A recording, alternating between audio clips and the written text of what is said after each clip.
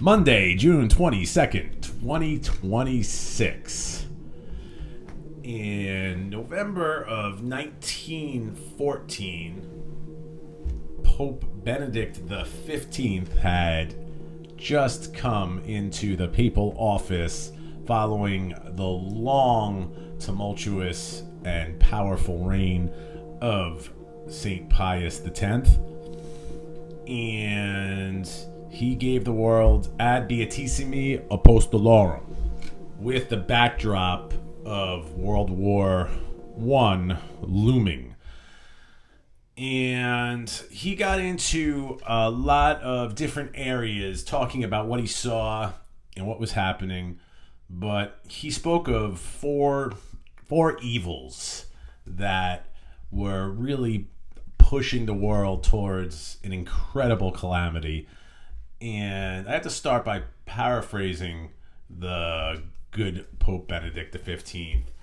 And he says that at this time, never did he see a greater speaking in the public of the goodness of the brotherhood of man, but never did he see less brotherhood. Never did he see more racial division, his words, more class division than ever before. And that'll lead into the first of his topics, which were the golden rule being abandoned. So, everyone was speaking of love, but if you weren't part of the power group, you were outclassed, outcast, and that's all there was to it. So there's no real charity there.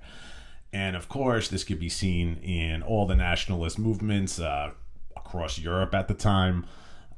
So it was, man against man, man against woman, man against society, man against God.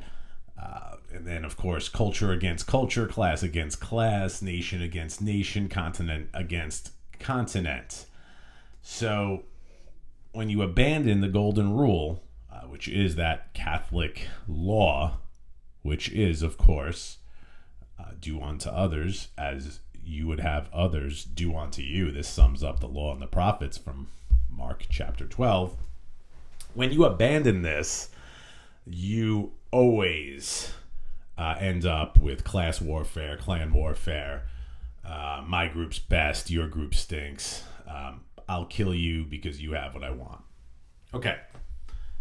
Secondly, the second point that Pope Benedict was making, which again we can see right now, was abandoning the laws of Christ as the basis of humanity.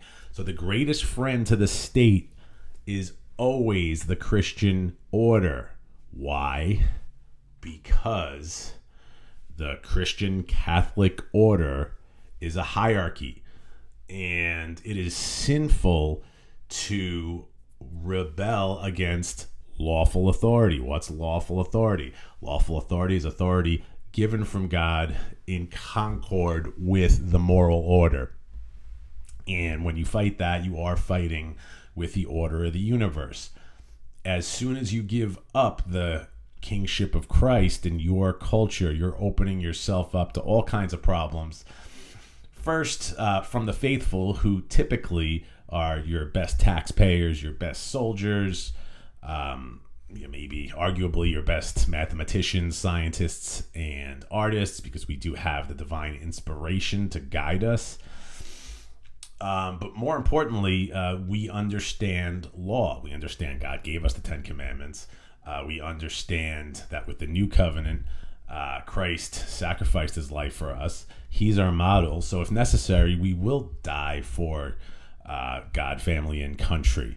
And when you abandon the laws of Christ, you abandon those Christians. You abandon those Christians, you're left with the flotsam and jetsam, people making rules unto themselves, people making themselves a law unto themselves. And it's not something to lightly give up. And leaders typically, in the short term, they'll say, well, I can do whatever I want. I'm a law unto myself. That's a lot better than having to answer to anyone. That might be true, but the thing about being a bad guy is there's always somebody worse. And the third portion that I'm going to talk about is envy. And the way Pope Benedict XV put it was the envy destroying the world at the time. Remember, this is 1914, but this could have been written by Pope Leo XIV today. So envy caused the fall of Satan out of heaven and into hell. He saw that we were going to be given free will. He saw that Christ was going to come in the personage of man, a true God and true man, and he just couldn't take it. And he said, better to reign in hell than serve in heaven. Of course, he knows it's not true. There's no solace in hell. But the envy that sired the father of lies, that made him the father of lies, it also caused our first father to fall from the Garden of Eden. And that same envy is leading society into class warfare now. And we are hammered. We were being hammered in 1914. We're being hammered today. That the whole concept of equality under God somehow means that the same outcomes will be reached. But that's just not possible, because my body is in accord with itself. But, my belly is larger than my pinky. Am I going to stab myself in the belly because it's larger than my pinky? Is my pinky going to get angry at my nose because it's just a small little pinky? And when we talk about socialism, when we talk about class warfare, that's what we're really talking about. Now, honest grievances are held not between classes, but between individuals or even groups of individuals. But the whole concept of a class system is inimical to the laws of Christ. Why? Because the laws of Christ are very simple. Instituted through St. Peter, the universal church, to go, therefore, baptize all the nations in the name of the Father, the Son, and the Holy Ghost. So in doing so, we are neither Greek nor Jew. We are neither slave nor servant. So we are all equal under the law. We're all equal under God, but we're born in different places to different people. And that just goes without saying. But my favorite sayings, right? Right is right, even if everybody's wrong. Wrong is wrong, even if nobody's right. So, envy just does not work. And when it infects a society, it will soon fall apart if it's not called out and held in check. Now, fourthly, materialism. When we talk about the propaganda of godless schools and the media inculcating a sense of entitlement of eternal material happiness that you should have, naturally, you're going to violently attack anyone that gets in the way of your said happiness, whether it's through a new iPhone, whether it's through some AirPods, whether it's through Carl's Jr., whether it's through getting your chicken sandwich, whether it's through getting the right shoes, whether it's through getting into the right school, whether it's through getting into the right movie at the right time, on the right day, with the right person. If you don't get it now, somebody is out to get you. No, no, no, no, no. The only thing that is good is God. And like St. Paul said, eye has not seen, ear has not heard what God has readied for those who love him. Right? Which means that nothing in this temporal world is in of itself good because it's not lasting.